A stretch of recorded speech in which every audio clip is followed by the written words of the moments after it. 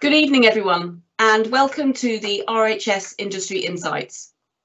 This is a new initiative and only our second event, and we're really thrilled to welcome 4 alumni this evening. Kirsty Brown is a marketeer in property development. Laura Brown, no relation, I'm only going to say that once, works for HR in the civil service. Ollie Gerard Pierce is a project manager for the Halo Trust, a non-government organisation. And finally, Tom Blackett is a self-employed fitness instructor. The aim of the event is to give you an insight into 4 very different industries and the diverse range of jobs available with those within the industries. So each one of our guests this evening has a very different story to tell. However, all of them will follow the same thread: what they did when leaving RHS, their career path to date, a bit about their current role and sector, job opportunities within the sector, and where to find out more. So after all 4 have spoken, we'll go to a live Q&A.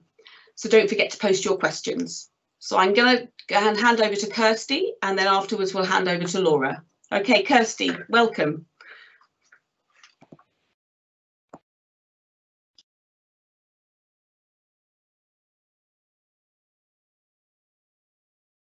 Kirsty, sorry, hold on. There we go. Sorry. Hi, everyone. I'm Kirsty Brown. I was in Blake from 2003 to 2010. I think it's fair to say when I left school, I really had absolutely no idea what I wanted to do. So I took the opportunity to take a gap year and travel the world for a year whilst learning about different cultures, histories, food, and just generally really enjoying myself. After that, I went to Bristol University to study geography.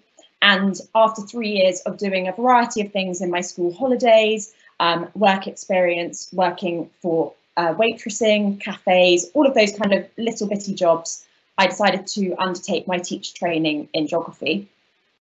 I did that for 2 years in a school in West London, and an opportunity arose for me to work for a private family who took their children out of school for a year, and they travelled the world, and I worked for them as their private tutor.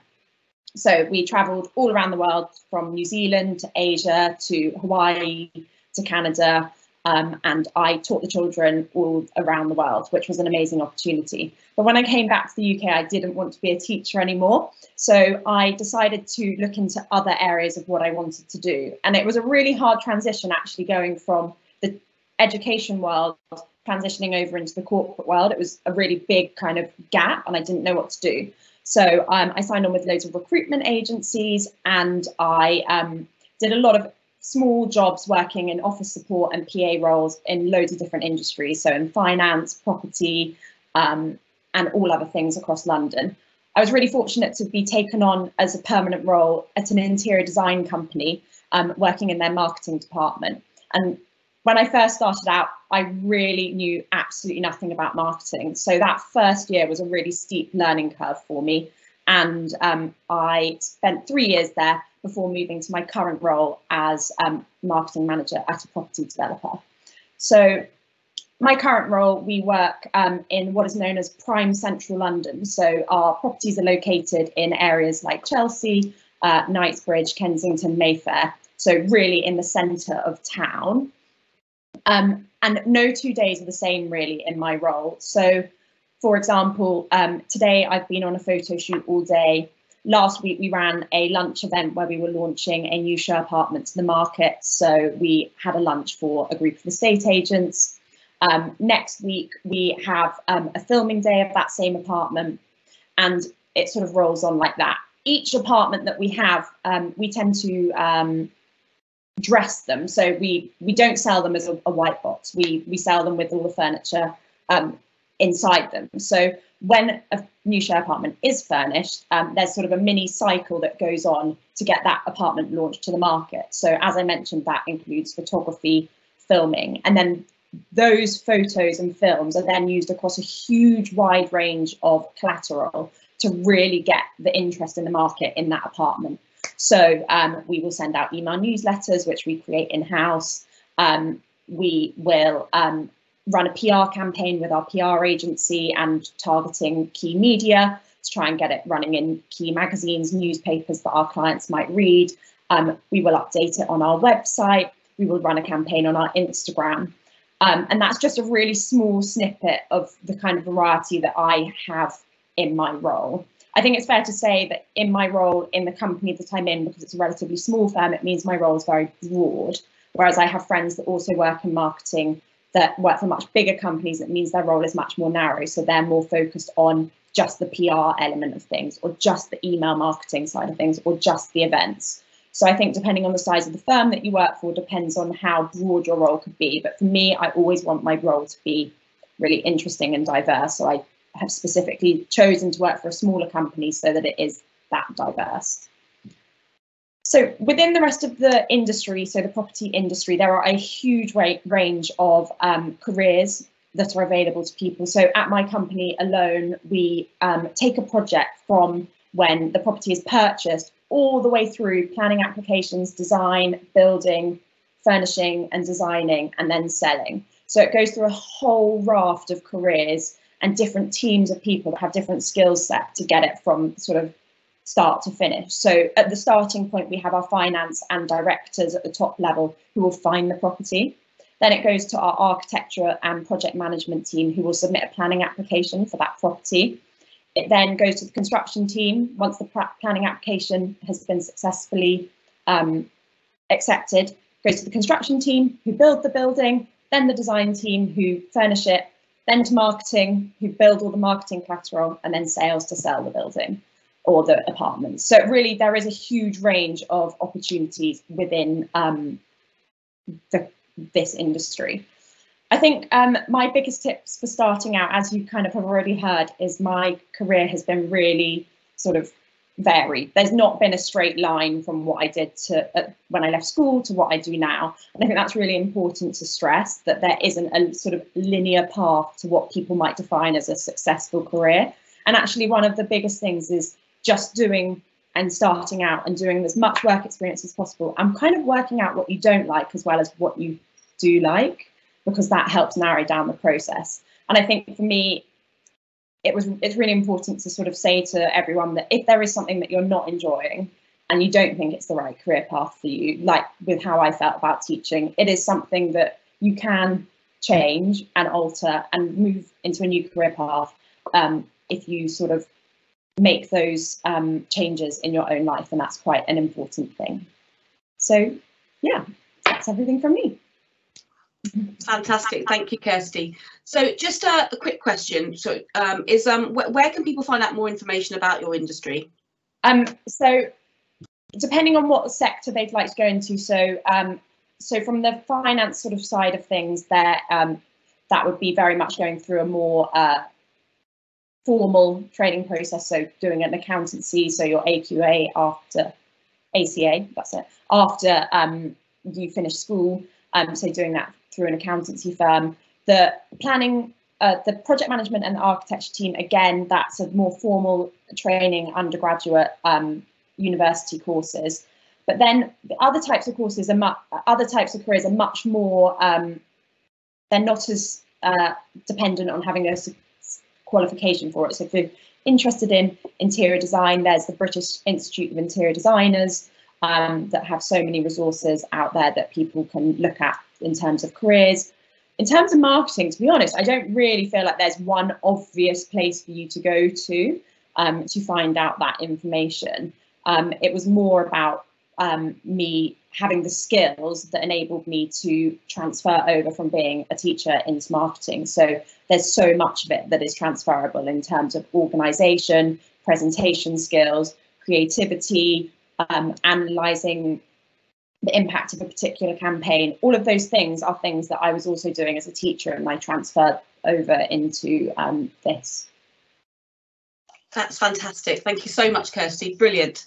No. Right, Laura, over to you. Great. Can everyone hear me? I've been having so many technical issues. Yes, I'm getting thumbs up. Perfect. Well, hello everyone. I'm Laura. I left RHS in 2013, which is far too long ago now. Straight after I left school, I went off to university and I studied psychological and behavioural sciences, or just straight psychology to many people. And when I got to the end of my degree, I didn't really know what I wanted to do, but I did know that I wanted to go into a field that was really people orientated. I'd spent 3 years studying people, so I wanted wanted to continue that one, but I wasn't actually interested in research in the academic sense. So I applied for lots of different things, and I ended up accepting a graduate scheme with a company called Hiscox. And Hiscox is a specialist insurer, mostly based out of London, but have offices up and down the country and internationally as well.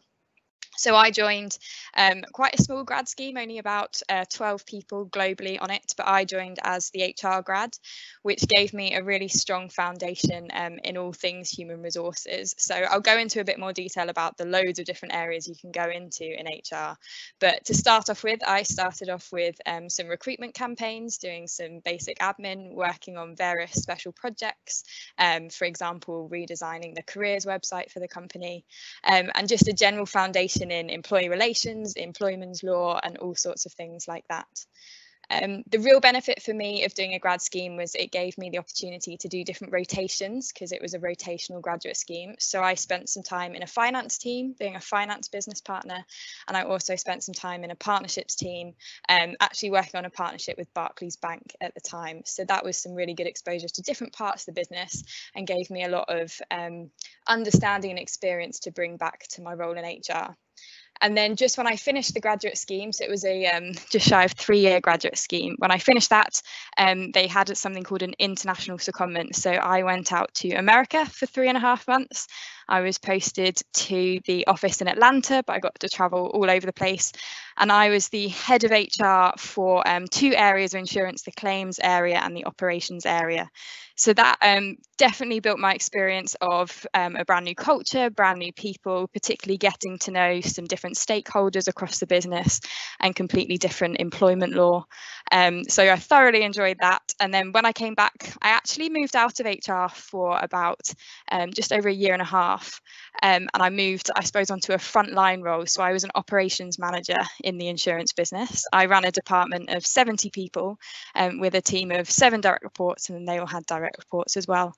And although I wasn't directly an HR person at that point in my career, I was definitely using all the experience I had gained in HR. So I was the one who was doing performance management. I was the one who was doing the people development.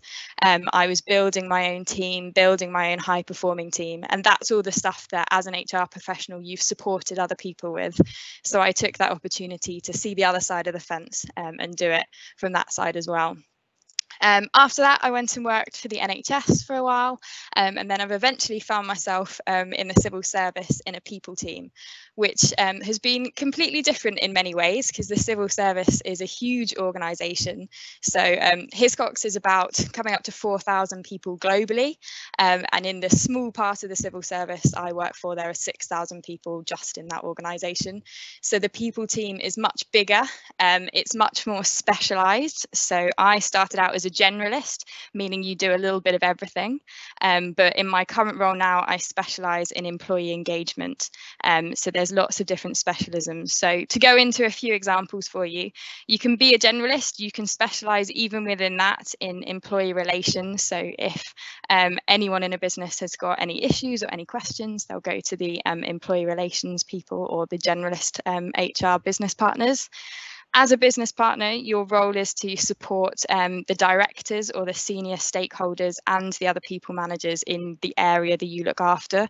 So if they are recruiting someone, or if they're doing a restructure, or just their day-to-day support, you'll have many, many meetings with them and build really strong relationships across an organisation.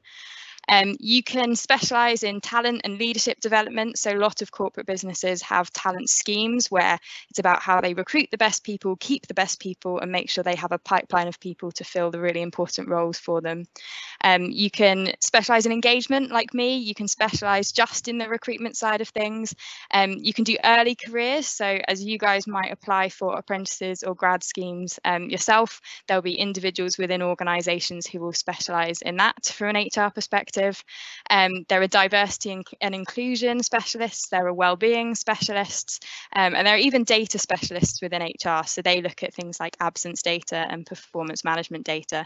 So I feel very lucky in my career that I've actually touched all of those bits, and that for me was a real benefit of being on a grad scheme. So what are the main benefits of being an HR person? It is people focused. That was what brought me into it. I feel like it's a profession where you really do make a difference in people's lives. So if someone's going through a tough time, you can actually do something that will help them if needed at that difficult time.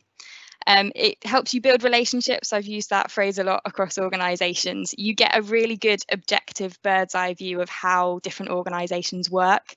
So if you work, for example, when I did my time in finance, you just focus on the finance side, but because you support people from across the business in HR, you get to understand how claims work or operations work, for example. Every single business needs HR, from the smallest startup to the massive international corporations. So it's the part of my reason for choosing HR was it gives me the flexibility to go and do different things in different industries. So as I said, I've gone from insurance back into the public sector. But if you want to work in the city of London in Goldman Sachs, that's absolutely fine. If you want to work in the middle of nowhere for a small farm, also absolutely fine, because every business needs some HR support. And finally, you get so many transferable skills, as I've touched on in HR, that you can apply to pretty much any role, whether you want to stay in it or not.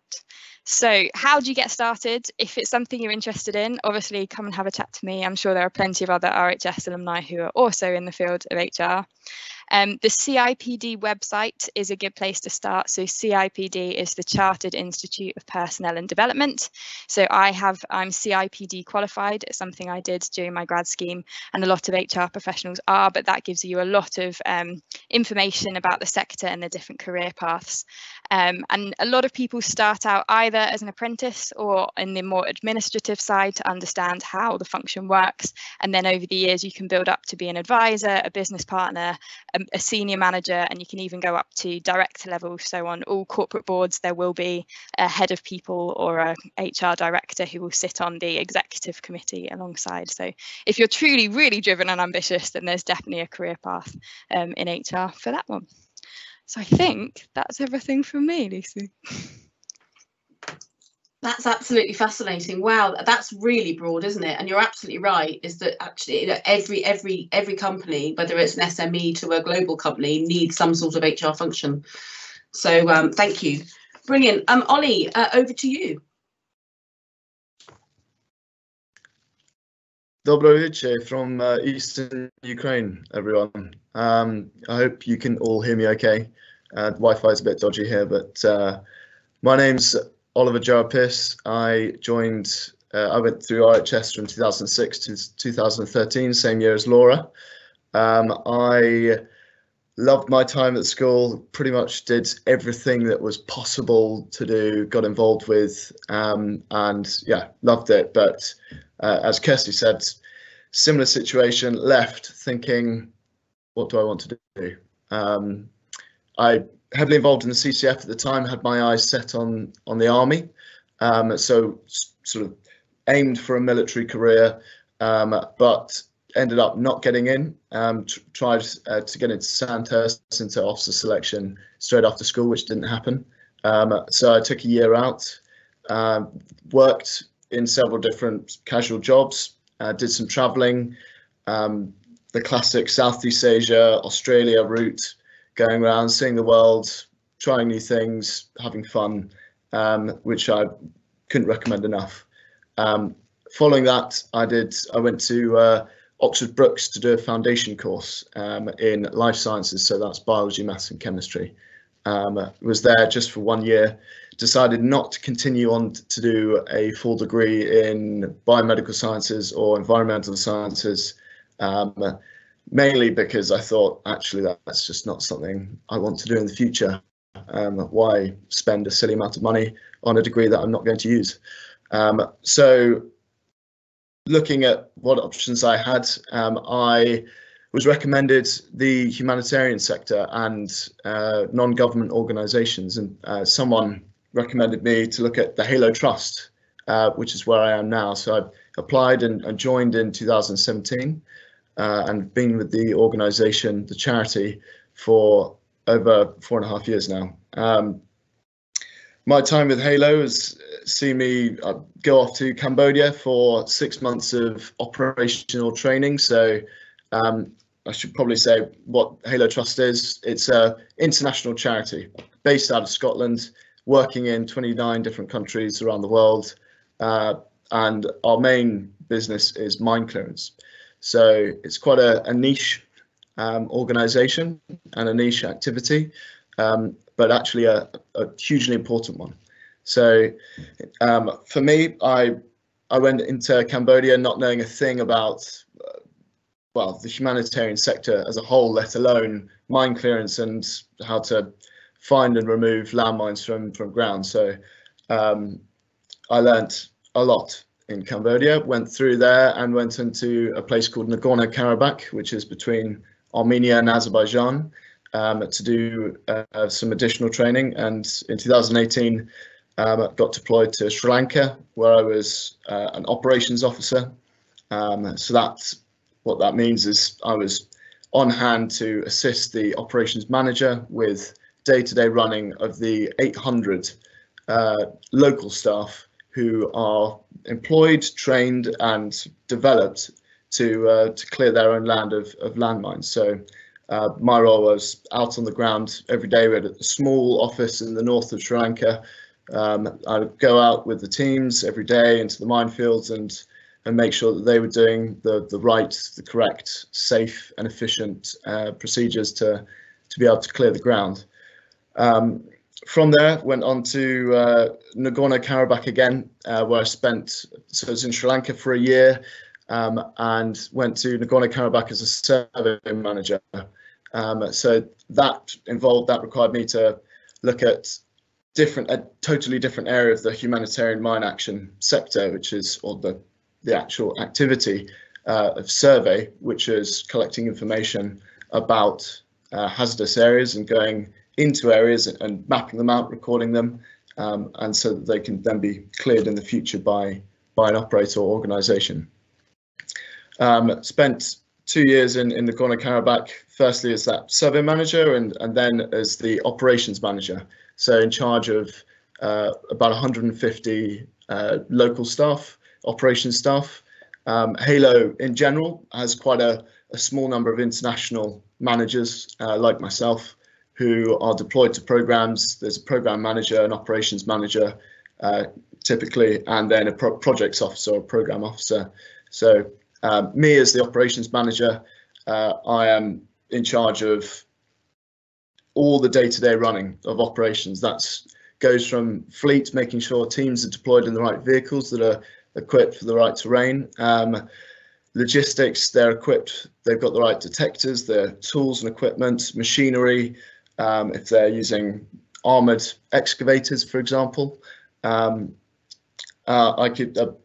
at risk assessment, so you've got various different hazards naturally, and how best to mitigate against those particular risks, and then security. So my time in Nagorno-Karabakh, for example, last year the war started in September, and my role completely changed into one of risk and security management and ensuring that our staff were safe, or were as safe as could be in a war zone, and the sort of management of and duty of care for them and their families to be able to make sure that they could either leave the country or have what they needed during that time. I'm also involved in finance, looking at making sure that everyone gets paid. So a bit of HR in there, safeguarding and HR recruitment, and investigating accidents and things like that. Naturally, these things happen in a high-risk environment, although all measures are implemented to try and make sure that they're avoided. Training and coaching, as I said, of the national staff is key. So we, as an organisation, enter a country.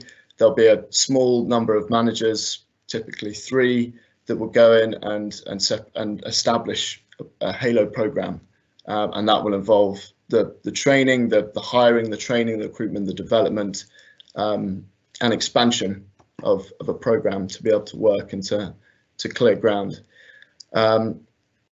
So yeah, from Nagorno-Karabakh, I'm now in eastern Ukraine, where I'm working as the country operations manager. So I'm responsible for about 430 national staff, clearing an area roughly 230 square kilometres. So it's quite a large job, working with very good, competent locals who know the ground and know the area well, and it's a matter of being able to understand and take their experience whilst also bringing across experience that I've gained and organisationally, institutionally, that we've gained over the last, however, 30 years of clearance across the world and other countries. So it's, in a sense, that's one of the best parts of the job is forming relationships with and working with locals and national staff. So I don't speak,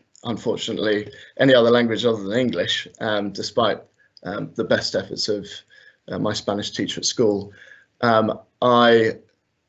Working with through interpreters to try and train people and get people to see your way of thinking or to see your way of doing things, and to try and negotiate and find a middle ground and move forward is certainly one of the challenges of the job, but one of the most rewarding. And I would definitely say that not just in Halo, but in other organisations, that international organisations, it's those relationships and opportunities to work with and establish those relationships with local staff that is fantastic. So from me as an operations manager, the way forward could be looking at program manager. So that's essentially a country director, where you're in charge of everything across the program. That is looking at donor liaison. You'll be in embassies, you'll be meeting ambassadors and delegates from various countries, or a project officer, which is reporting and making sure that all of our work is correctly monitored and evaluated, so that we actually know that the work that we do is having the right result for the people who will then go on and use the land after we've cleared it. So there's lots of different options within Halo, and as I said, lots of transferable skills. Like Kirsty mentioned, no 2 days are the same. I could be in a minefield one day, digging the ground and trying to recover a machine that's got stuck in the uncleared area that's surrounded by mines, or I could be in an office giving a presentation to an ambassador who's visiting and wants to know what their country's money is paying for. But the humanitarian mine action sector as a whole, it is niche, but it is varied. Halo is the largest and oldest organisation that does this work, but there's many others. And I think as part of the humanitarian sector, it sits slightly separately, because it's much more actionable and deliberate and definitive. So where humanitarian work may involve aid or assessments of whether or not aid is required, humanitarian mine action is very much the mines are there, they need to be removed and destroyed. So it's a direct action that gets a direct result. That's not to say that obviously other humanitarian work is not as important, if not more important, in the particular context. So in terms of getting into the humanitarian sector, it's very challenging. It's very difficult. It's very competitive. There's in general, I've come across, I feel as though I was very lucky getting in, not having a degree, but as most people who I come across will have master's degrees or degrees along the lines of international relations or conflict management and post-conflict development. These sorts of subjects are incredibly useful for working in the humanitarian sector. Organisations like Halo or the UN or the Red Cross, they all require, in general, people to be have degrees and have master's degrees. So, but they all share the same message. And once you break into the industry, you'll find it actually doors are opened quite easily, and it's a lot of weight is given towards field experience and then going on to that higher level of management. So for me, it was very much unplanned. I didn't think I would be a humanitarian. Wanting to join the army and not lay mines, but essentially do the same, to wanting to remove them was quite a contrast. But yeah, as I said, going forward, myself, I'd be looking to come back to the UK next year, actually, to look at project management roles with UK-based charities. So a lot of the skills and qualities that you develop in working abroad, especially, as I said, they're very transferable, and you certainly get an understanding and appreciation for what is available elsewhere in terms of other countries, developing countries, and working with some amazing people. So if I could, I would certainly recommend people to travel, to look at work abroad. There's a big world out there. And yeah, if you want to know anything about mine clearance and anything like that, feel free to reach out. I think I'll start waffling if I go on. Ollie, that's brilliant. Thank you. That's really fascinating. I think agree with you that if anybody has an opportunity to either study or work overseas, not only is it's advantageous to given that you've had an English education, but actually when you come back to the UK, the fact you've worked overseas, it just gives you that edge against your other competitors. Certainly. So yeah. Thank you very much. Pleasure. Right, Tom, over to you. Please tell us about your career.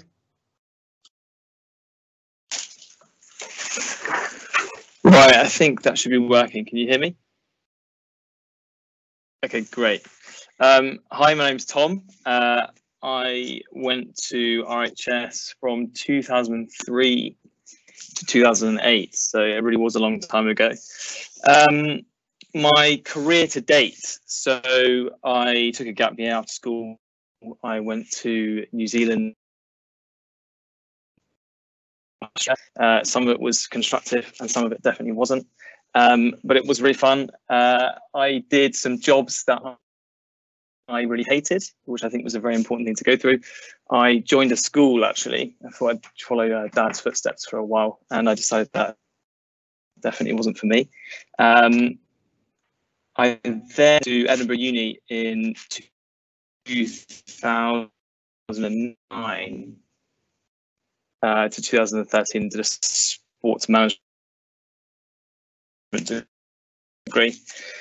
Which I found was to do a met experience, and then kind of decided actually I think going into fitness would be a logical career progression after that. I also kind of, whilst at uni, not only lost with my degree, but also started getting into fitness whilst I was there. So I got qualified as a PT in 2014, which is a fairly straightforward process. It only takes about 6 weeks if you do it intensively to get the qualification you need to join the business.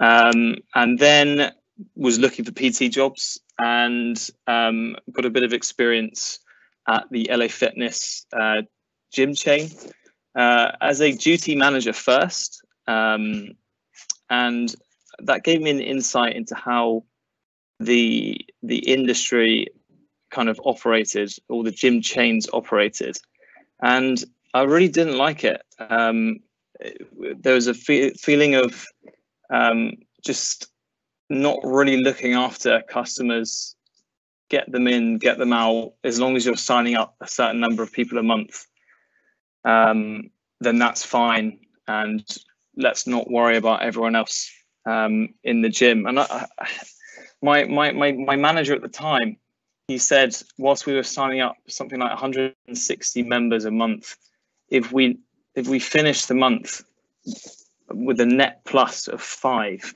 that was good. So it didn't take a business genius to figure out that's really, really not good at all. So not that all gym chains operate like that, but I was there for long enough to think, actually, I really don't like the sales culture. And taught me a lot about, I think, how not to run a business. So I left after 6 months. I don't think I actually made 6 months. I think it was just 5. And then I decided to start my own PT business. So I went freelance from then on in, and I've basically been freelance since 2014, and that was a really good decision. I mean, it took me a while to find my feet. There was a lot to learn, but I've now been doing it for 7 years. And I've tried to kind of think, if I was to give someone who wanted to go into the fitness industry as a PT, how could I give them the most useful points to break into the business? And I think I've got them down to 4. And the first one is, you've got to get good lead generation. You've got to get visible. You know, there's never been a better time to start your own business. You can make a website with the click of a finger. You can get a photo shoot, and there you go. You can get exposure on the internet straight away. And then if you get half decent social media, then that's a really good way of bringing in clients. So for me, actually, the way I got exposure was I learned a bit about how to get myself visible on Google. And I found out that actually when I got onto page 1 of Google for certain searches in North London, it completely transformed my business. So I think if I fell off page 1 of Google for the key searches, I'd basically drop everything I was doing and figure out how to get back onto page 1 of Google. Once you've got that nice looking website, stay on page 1 of Google. And I think Kirsty would probably know more about this than me, but I kind of, I'm still trying to learn as much as I can about marketing, how to keep yourself easily discoverable. But I think the best way of describing Google is it's like this all-seeing eye. It knows everything you're doing, and if you do stuff that you think will reward, if you try and make yourself more legitimate, then you're probably going to get rewarded by Google. And by that I mean, if you get a good review on Google, Google's likely to go, this guy's got a good review, let's push him up the search rankings. Or if you get exposure on a local website, some sort of local news piece, that you're a PT in a particular area, then that's likely to increase your position on Google. But at the same time, if you try and cheat Google, if you try and trick the system and try and get to the top, let's say by spamming keywords. So I'm a personal trainer in Islington. What people used to do, supposedly, is they would write personal trainer Islington on their website 100 times in white text so it wouldn't show up. And when Google was less sophisticated, you would be rewarded for that. But as Google's got more sophisticated, they'll now punish you for stuff like that, and they'll push you right to the bottom. So getting on page 1 on Google was the most important thing. But obviously there are other ways of doing it, but that's the way that I chose to do it. Number 2 is nailing the sales process. Now, I kind of decided as a PT that I didn't want to be one of the people who was working in a gym chain who would kind of go over to some person working out and try and sell them a PT session whilst they're working out. That's not something I wanted to do. So getting onto page 1 of Google meant that people could find me, and then you would get good quality leads. They would come to you. So then that makes the sales process slightly easier.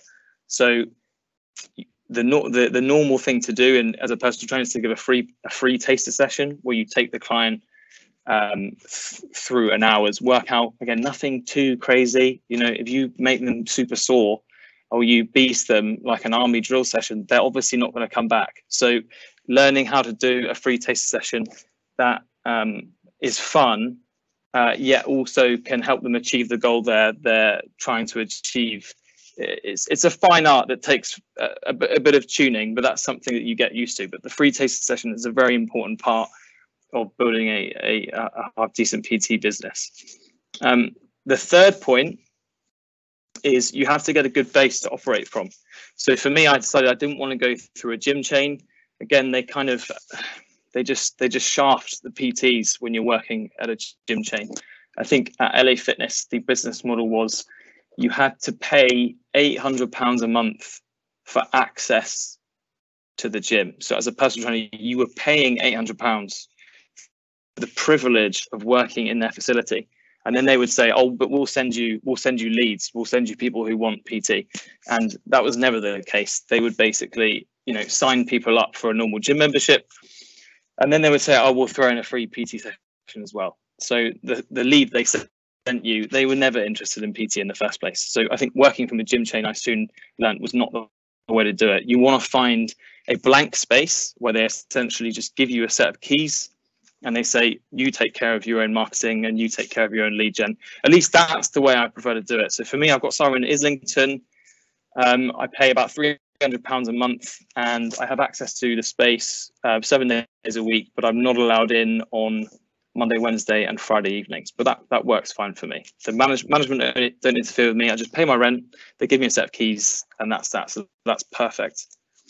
And then point number 4, you've got to have a good USP as a PT. You've got to figure out a way to stand out. Like lots of industries, it's a very competitive market. It's not hard to get qualified as a PT. So what makes you stand out? So for me, my USPs were I went to Edinburgh University and did a sports degree. And what I do now every year is I compete in at least one extreme sports event. And I normally get my mate Chris to come and get some good video evidence and photos of that event. So I've actually just finished one. I'm in Scotland at the moment, just did an ultra marathon over the weekend. And that's your opportunity to show the people when they find you that, you know, you're not just someone who has got qualified in 6 weeks. You're someone who actually, you know, that's a real difference. I mean, people. There are lots of other ways of doing it. Obviously, there's people who are into bodybuilding and you know, are super massive and stand on stage and flex their muscles. Some people like that. There's obviously people who are perhaps more sports specific. So it's a very PT. You get the qualification and you're basically allowed to do fitness. So what bracket are you going to go for? And for me, it was more sports performance and endurance stuff. But I mean, it's also super important just to know a bit about fat loss and toning up, because that is the default fitness goal that people will ask for. And then, so lastly, current career opportunities. I mean, it's a growing market, the fitness business. There's so much opportunity. I will say this is a good stat to finish on.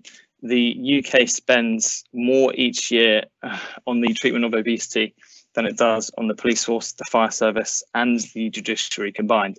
And that's only going to grow. And I think the pandemic that we've obviously been going through for the last couple of years has really highlighted the fact that we need to start getting on top of our health and fitness. And that's me, I think.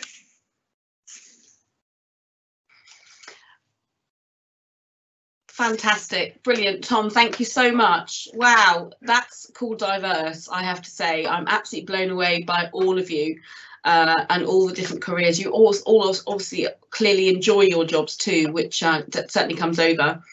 Kirsty, if I may start with you. So anyone watching, if you'd like to post a question to any of our speakers, please feel free to do that in the chat box. But I've got some questions to get us started. So Kirsty, do you think working in the different industries helped you to decide to work in marketing as a career? Yes, I do think so, because I don't think I'd really found my path at all in terms of where I wanted to go, because it hadn't fitted my kind of all-rounded mindset. I really enjoy the elements of marketing that are really creative. So at school I did art GCSE. I loved that. I've always been very arts and crafty, very visual, have a photographic memory. So that really appealed to me. But at the same time, I also did maths A level. So absolutely love the analytics side of things. And this is one of the few careers I think that you really do have the balance of both.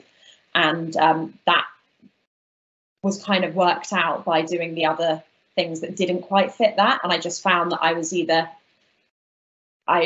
was like too administrative or too one way or another, and not something that was broad enough for me. So yeah, I do think the other things helped. Fantastic. I've just had a message from Mr. Pooley saying, great to see all of you doing so well after RHS. Thanks, JP. Glad to see you're watching us. So do you have any, Kirsty again, do you have any formal marketing qualifications, or do you plan to do anything sort of, as you're working? So yes, I do. So when I started out in the interior design business, as I said, I really didn't have any understanding. And I was fortunate enough that they paid for me to undertake a 3-month digital marketing course. And that was really interesting. I think actually the digital side of things is obviously so important nowadays, and also the most complex, like Tom was explaining earlier, with SEO and getting yourself on Google, and sort of having a holistic approach to any digital marketing you do. So having your website as kind of the center of your business, and then all the other elements that feed into it to help boost the website. It is a really complicated beast, and made even more complicated that the likes of Google, Facebook and Instagram like to change their algorithm almost every day. So it was a really useful insight and learning experience to get that side of things, and it really helped inform what I do now. So yes, I do have that. And that was actually through that was on an online platform called Udacity, and they do a digital marketing course there. But I've also done a graphic design course in lockdown 2, I think, and that was a Udemy course. So they're just online courses that you can sign up for in an area that you're interested in. And the graphics design course was a sort of beginner's course that helped me learn all the different Adobe programs, which is so useful in terms of creating assets that we do in our business. Fantastic. Well, I was thinking actually what we might do is those kind of courses, we might sort of put those on to with our podcast and the video cast. I think trying to find it's difficult to know which course you want to do. That's the difficulty. There are so many out there. It is very hard. It is really hard. And actually, I was guided by my line manager to one of them, and then the other one I kind of found on my own as a means, basically, to start with, to fill a bit of time in lockdown. I was always really interested in graphic design, and thought that what's the worst that can happen? I do the course and it's not great. That's okay. It's fine. So sometimes you just have to try. Yes, absolutely. Laura, if we could come to you for a question. You said that you did lots of work experience while studying at university. Do you think it's something that a must-have? Certainly when you're trying to get that graduate placement as well.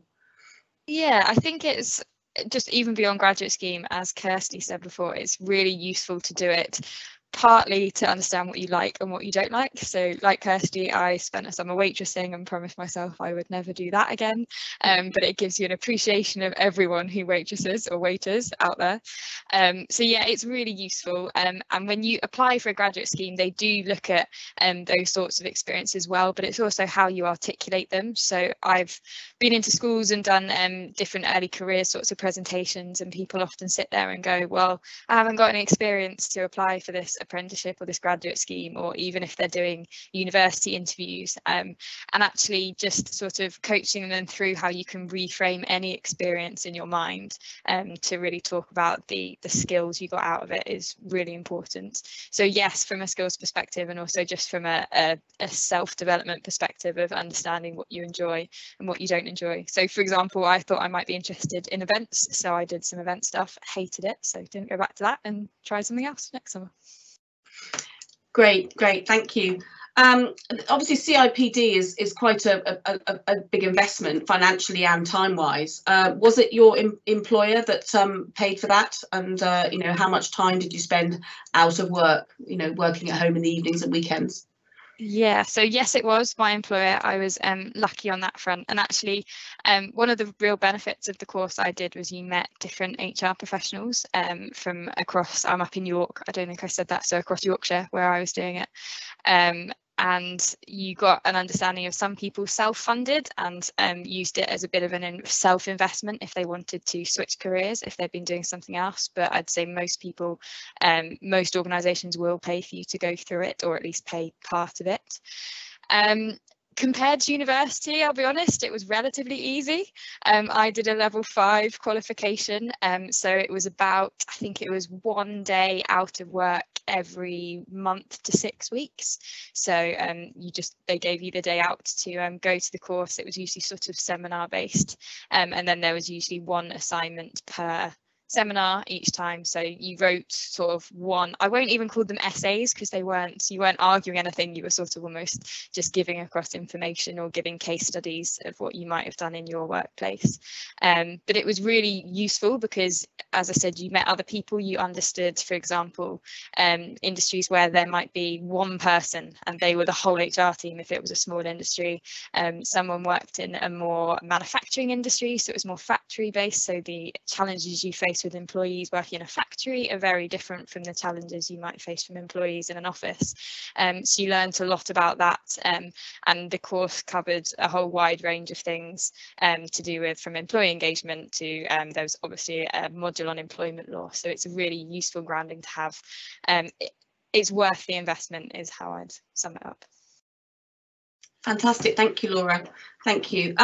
Ollie, what was the process of you applying for the Halo Trust? So you said that it's quite difficult now and that people are expected to have degrees and masters, but what was the process that you undertook? So when I applied, like I said, it was very much on a whim, but the exact process was the position was advertised on Halo's social media channels. That's where I was able to follow a link to their website and their vacancies page, and it was a case of CV and cover letter application, which fairly standard, and then several Skype interviews. They chose Skype over most because they employ people from all around the world, so it's just the easiest way to do it, and very much the case now that that's the easiest way. So and then finally an assessment day they ran at their Scotland head office in Dumfries, a day of bringing candidates in to do sort of outdoor challenges, tests, team building activities, command tasks, and then some various sort of panel interviews with directors, and followed by letter proposals and things like that. So it was quite an intensive, long process, but actually quite enjoyable as well. So CCF must have really helped you gain that experience for your field day. The crossing the shark-infested custard with the tyres and planks certainly helped out. Fantastic, brilliant. And obviously you're coming home, so you've been away for a few years. What's the hardest thing about being away? Being away, certainly, I think at the age that I've been away, most people in Halo, I found they join in their late 20s and early 30s, so they're coming in from almost like their second career. They're starting with Halo, so for me it's a case of just being away whilst all of your friends are either finishing or still at university, and then going into their young professional lives and having a lot of fun in whichever city they might be in, London or Bristol or wherever, and knowing that you can't be there, but it certainly has its perks as well. Sure. So is that essentially one of the reasons you decided to work for a UK-based company? Is it's time to come home? Yeah, exactly. The main motivation for me is 5 years abroad. Quite like to have a social life and make some friends again, and then and come home for a bit. Fantastic. Thanks, Ollie. Thank you. Thank you. Tom, you talked about your clients and your lead generation. I have to say I had no idea you had to be such an expert in digital media. That's quite surprising. So how do you manage to find time to keep yourself fit when you're running a business and have lots of clients? Am I working? Okay, great. Well, first I would say I'm definitely not an expert in digital marketing. That's Kirsty. That's not me. finding time to work out, sometimes it's difficult, and that's why I think a lot of people struggle. But there are definitely ways of optimizing fitness routines to sort of maximize time efficiency. So for anyone who knows just a little bit about fitness, I guess you could say that the standard default social media workout is arm day, leg day, back day, shoulder day, and this just doesn't really make sense. You can train your full body a couple times a week, and that's a far more efficient way of staying fit. So I think once you've done a little bit of research or even gone to a PT, you can learn how to optimize your fitness routine even more whilst you're busy. Great, thank you, Tom. And I like the way that you talk about your USP. So obviously, you know, your extreme sports, and I've watched some of your videos, and they actually, I feel exhausted just looking at them, but they are really impressive. So I hope that you're planning to post your next one. Obviously, having just completed your ultra marathon, I hope you're going to post that on your website soon. I think also it was really interesting you talking about you know, making your website look more legitimate. And I think actually, yes, I think spending time to create a professional persona is really important. So I would recommend, if anyone wants to have a look at Tom's website, please do. Oh, it needs a bit of a facelift, I think. Well, I think it does. Good. We've got one question actually, Kirsty, from Bertie. Have you been interested in any other parts of the property industry other than just in marketing, possibly investing in property? Is that an area that you're interested in at all? Can you hear me? Yeah. Investing in property. So we have a sister company that runs a property investment platform that anyone can invest in, and then they take the pool of money and invest it in various developments around the country, but generally in super prime property. And to be honest, it hasn't really been something that has interested me fully yet. I think that it is a fine art to really run the numbers and make sure that your development makes money. It is a very, very complicated beast, and every single project that we look at, our finance director runs really detailed financial models into how to make this project work. So, for example, we're about to launch a project in Kensington next year, which is 2 townhouses next to each other. And me and the marketing director have created our budget for it, and we desperately need some more money for it. And they said, absolutely not. It's non-negotiable, no more money. So that hasn't really been a side of things that I've been interested in, but who knows, in the future, maybe. Fantastic. Ollie, I've got a message from Mr. Pooley again. I recall Ollie clearing his first minefield, a dummy IED lane on the CCF camp in Germany. Good memories, good times. Yeah. Yeah. I remember it too. So someone has Ollie's asked a question here. I don't know who, if I can ask. So Tom, did you take a year out?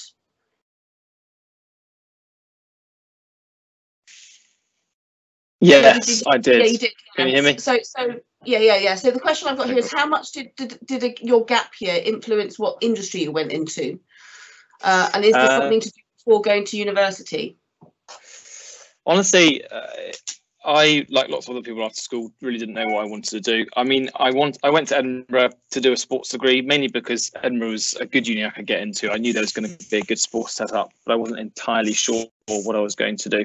Honestly, I would say leaving school age 18, don't stress about it too much. You've got so long to figure out what it is you want to do. And even you know, into your 20s or now even early 30s like me, it's very normal to not be entirely set on what direction you're heading. I think you should start worrying about it maybe when you're in your, unfortunately, early 30s, I would say, my age. But in your 20s, I think you've got plenty of time to figure it out. But I would generally say,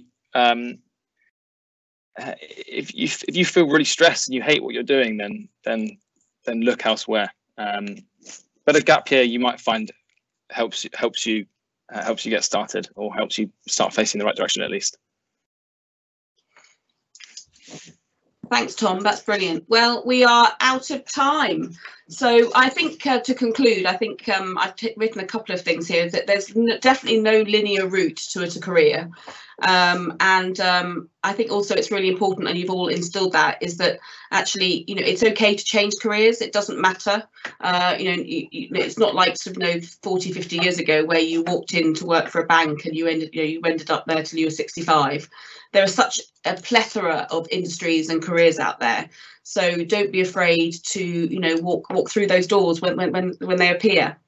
So can I please thank all our speakers? So Kirsty, Laura, Ollie and Tom, thank you very much for your time. It's been a real insight, and we really, really appreciate you sharing your careers with us. So thank you very much, and we'll hopefully see you at school in the not too distant future. Okay, thank you. Bye bye, everyone.